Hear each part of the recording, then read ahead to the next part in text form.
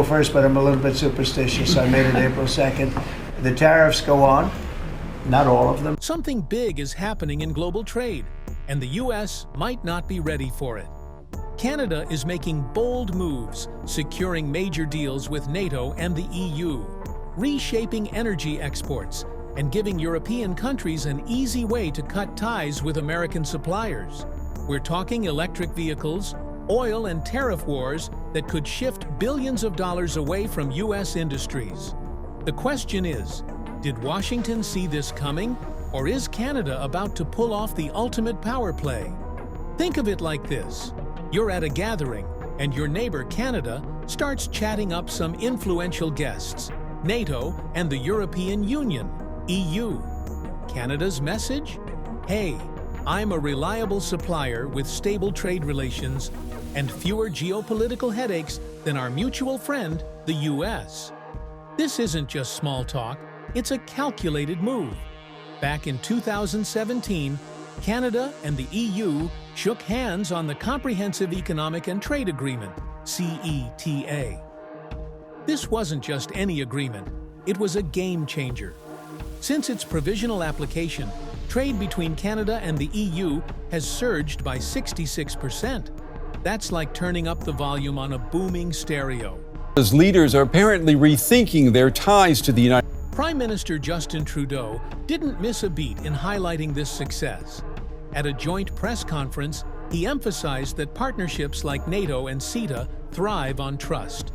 You can always trust Canada, he told reporters, underscoring how CETA has strengthened transatlantic trade. This move positions Canada as a go-to supplier for NATO and EU countries, offering them an alternative to US suppliers.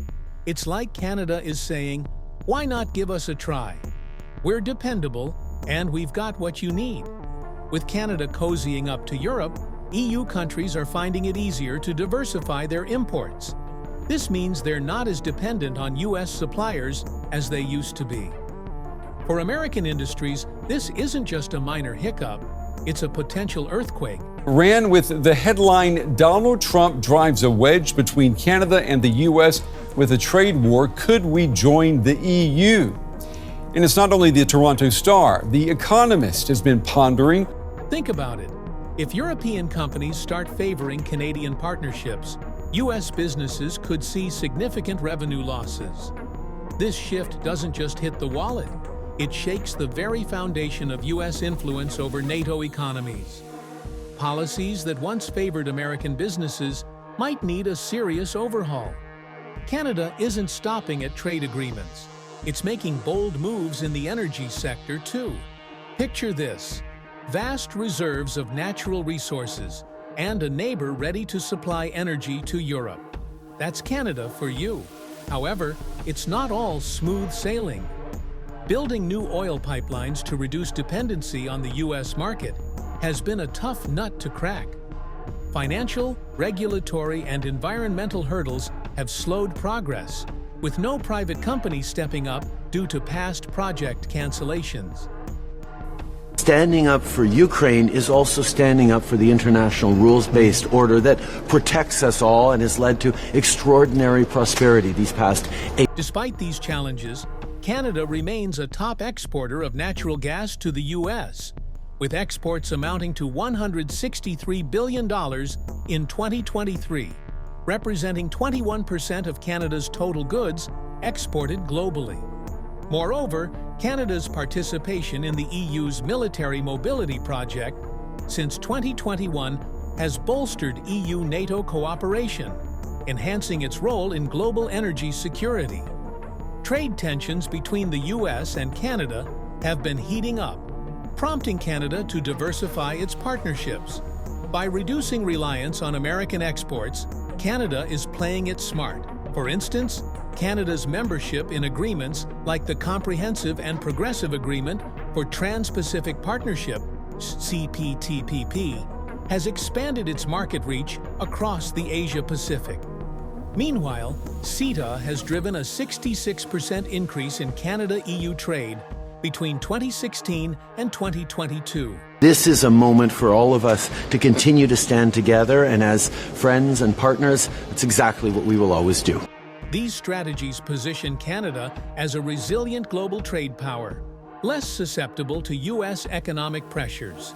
It's like Canada is building a safety net, ensuring it doesn't fall hard if the U.S. pulls the rug out. So, where does this leave the U.S.? At a critical juncture, to be honest.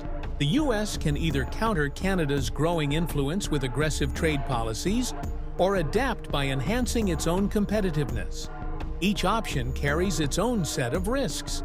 If the U.S. chooses to retaliate with harsher trade restrictions, it might push European businesses further into Canada's welcoming arms.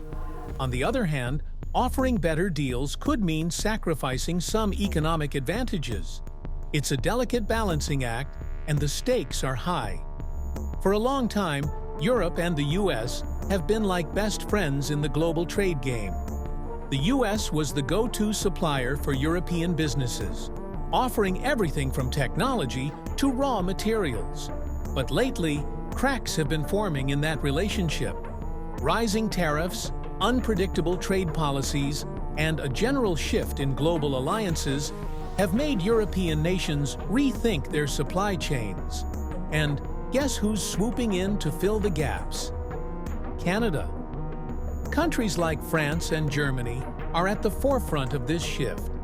These two economic powerhouses have been working hard to secure reliable access to critical minerals, the lifeblood of industries like electric vehicles, renewable energy, and tech manufacturing. Traditionally, they've relied on suppliers like China, but political tensions and supply chain disruptions have made them look elsewhere. Enter Canada. It has vast reserves of critical minerals like lithium, nickel, and cobalt, exactly what Europe needs to fuel its green energy transition. Canada and France even announced a bilateral dialogue on critical minerals in 2023, which aims to strengthen trade and joint research in the sector. This means that instead of relying on less predictable trade partners, Europe is locking in deals with Canada for a stable and transparent supply. Oil and gas products will face 10% tariffs. The softwood lumber industry says it's bracing for the worst. And it's not just minerals. Energy is a major factor too. Germany, which has been heavily dependent on Russian gas, has been scrambling to find alternative suppliers since Russia's invasion of Ukraine. Canada has positioned itself as a strong alternative, increasing exports of liquefied natural gas, LNG, and exploring long-term energy deals. With new infrastructure projects in the works, Canada could become a major energy supplier for Europe in the next few years. High-level meetings between Canadian and EU officials have only reinforced this trend. EU leaders are beginning to see Canada as a more stable, predictable trade partner compared to the US, where shifting administrations have brought constant changes to trade policy. This shift has the potential to reshape transatlantic trade relations for decades to come. And the US may not like what's happening. If you want proof that the trade balance between North America and Europe is shifting, just look at the numbers. Trade isn't just about who talks to whom. It's about cold, hard cash. And the data shows that Canada is becoming a bigger player in Europe, while the US is losing ground. That he's proposing on our products is on top of a softwood lumber duty, which we're already paying at 14.5%. So our industry is looking close to a 40% price on our products. When CETA, Comprehensive Economic and Trade Agreement between Canada and the EU, was provisionally applied in 2017, many expected a modest boost in trade. What actually happened? Canadian exports to the EU skyrocketed. By 2021, they had reached a record high of $32.5 billion, marking a 46.4% increase from 2016. On top of that, Canadian imports from the EU grew by 28.4%. International.gc.ca. Now compare that to US-EU trade. While still massive, the numbers don't show the same kind of growth. In fact, trade tensions and tariffs imposed under both Trump and Biden have made European businesses hesitant to rely too heavily on U.S. suppliers. Another crucial factor: small and medium-sized businesses. The number of Canadian businesses exporting to the EU has grown significantly, particularly in sectors like manufacturing, agri-food, and tech. This means that more companies, not just big corporations, are benefiting from Canada-EU trade. And the more businesses involved, the harder it becomes for the U.S. to win back lost ground. If this trend continues, Canada could permanently take over market share that was once dominated by U.S. companies. Even a small shift, say 5 to 10% of transatlantic imports moving from the U.S. to Canada, could mean billions of dollars in lost revenue for American industries. Donald Trump's mind is set, and now Russia may help him get through this trade war he's about to launch. We're on time with the tariffs, and it seems like that's moving along very rapidly. If the U.S. decides to hit back with tariffs and trade restrictions, things could get ugly. We've already seen this happen before.